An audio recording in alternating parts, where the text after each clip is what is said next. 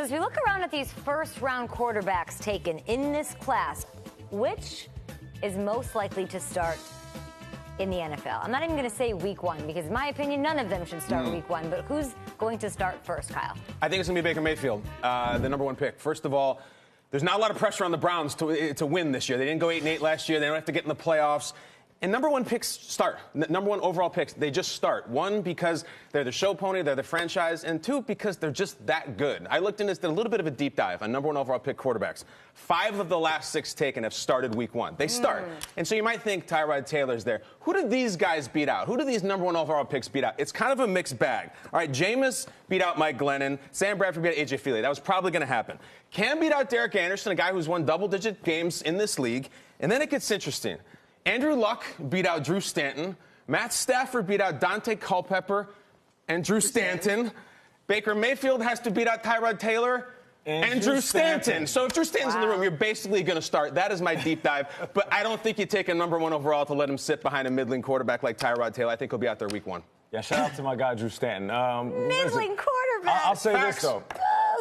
Tyrod Taylor has yet to be the guy to give his job away or even lose his job. One thing we do know about Tyrod is he's very consistent.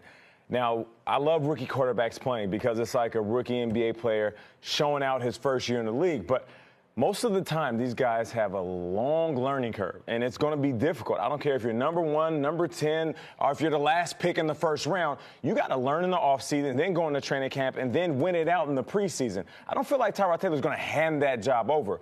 So the guy that I feel like is going to start is going to be Josh Rosen. And I said this before, and actually I was looking at my comments and somebody said Nate needs to stop talking. And I don't know if they're an Arizona Cardinals fan, if they think that I'm taking a shot at Bradford and I'm wishing that he gets injured. What? Well, they feel like that me saying that Bradford is going to get banged up is a bad thing. And I'm just saying it's almost inevitability. If you look at the injuries and you look at his track record, that's the reason why I feel like Rosen is going to be a guy that get in there. Not because one of these QBs are going to hand this job over or even play terrible enough to get put on the bench, but I do feel like Rosen is going to be that guy because Bradford has been banged up throughout his career. He might even play a handful of games. Yeah, but then there's going to be something. He's not going to be banged up in training camp, Nate. You're talking about who's going to start week one, who's going to be the guy. I agree with Kay. Who is the most game-ready quarterback going into this draft? She changed the question, but there have been 20 quarterbacks in the last 10 years who've started week one. So it's not this crazy oddity that one of these guys can win the job. It's not an oddity. I just don't believe one of these guys is going to start week one. But Rosen's the first, right? Who's the most pro-ready quarterback in the draft? I don't know who's most pro-ready.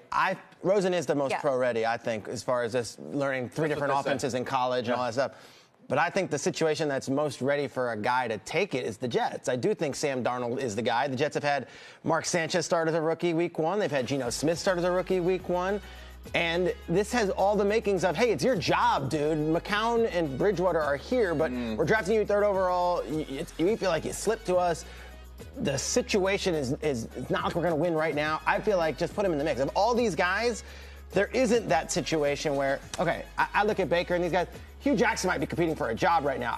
Tyrod might be the better opportunity for him. I look at the Jets right now. It's, all right, we have our quarterback of the future. Let's get into it. Let's see what it is. He's going to have all summer to work with McCown.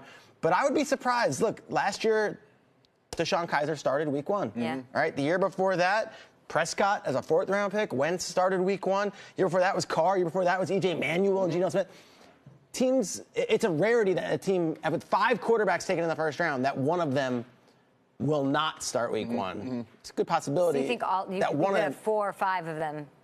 I don't think. 5, I don't 3 know. or 4. I do think there will be one of them, and I think Darnold's the one who's got the best opportunity. And the fans want that. I think the Jets fans are like, we love Josh McCown, and we want to see him help Sam Darnold, but let's get going here. Let's rip the Band-Aid off. We've waited for years with Petty and Hackenberg on the bench. You make a great point about Baker Mayfield and number 1 picks and all of that, but I do think Tyrod's going to push him, and he's going to start and hold on to it for at least a little bit.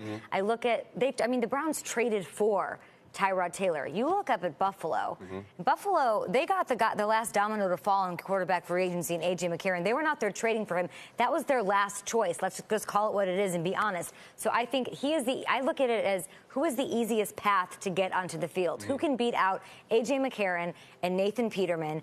It's Josh Allen. And it's wild to think because it's a little counterintuitive. He's the most raw talent. Yeah. He's the guy who probably should sit the most. He's the opposite of Josh Rosen, who learned 3 different offenses. I get it.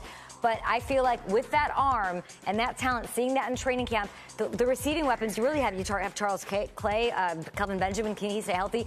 They're going to want to get him out there and chuck the ball, even though they made the playoffs last year. And I'm sure it's important to get back there. They're in a similar situation as the Jets in that regard. Rip the Band-Aid off. Yes. Let's go. Like, what are we waiting for? You know, AJ, that to me. I don't want it to happen, but I feel like they're going to put him out there week Matt 1. Ryan started week 1. Flacco started week 1. Cam was Sanchez, incredible Stafford, week 1. Cam, Josh Dalton. Allen, the way he won us over at the happens. Combine, he'll win over everybody in training camp. He's going to have the wow factor. Yeah. We're not at recess saying, hey, guys, go out there and have fun until the bell rings, rip the Band-Aid off. You go with the guy that's been in the league long enough, that understands systems, that can play consistently. You don't go with a raw talent. I just think you go with who's better. Yeah, You just go with who's exactly. better. If you're better in I training mean, camp. And you're telling me that Josh Allen's better than A.J. McCarron, who's already been in the league? Like, since when did we start dismissing the fact that these guys AJ been in the McCarron's league? a 5th-round pick who couldn't get on the field in Cincinnati. Why wouldn't the number He's 7 overall been pick in be the better? NFL. That's okay. This A lot young of Josh guys Allen have. is coming out of Wyoming. You don't where draft a quarterback if you have one. They don't have one, obviously. It's not about that, but he's been in the league playing against top-tier talent. I don't care if it's at practice as a second stringer. I don't care if he's on practice squad.